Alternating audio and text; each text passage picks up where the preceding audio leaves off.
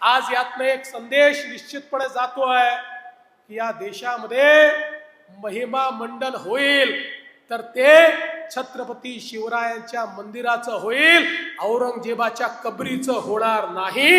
हे देखील या निमित्ताने लक्षात घेतलं पाहिजे।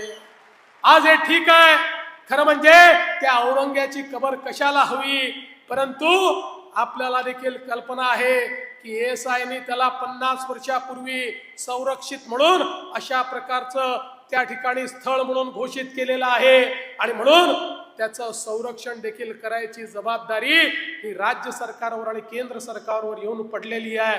काय दुर्दैव आहे, ज्या औरंग्याने आमच्या हजारो लोकांना मारलं त्याच्याच कबरीचं संरक्षण आम्हाला करावं लागतं। पण एक वचन तुम्हाला निश्चितपणे देतो, काहीही झालं तरी या महाराष्ट्रामध्ये औरंगजेबाच्या कबरीचं महिमा मंडन होऊ देणार नाही, त्याचं उदात्तीकरण होऊ देणार नाही। त्याचं उदात्तीकरण करण्याचा कोणी प्रयत्न केला तर तो प्रयत्न त्याच ठिकाणी चिरडून टाकण्याचं काम या आम्ही केल्याशिवाय राहणार नाही।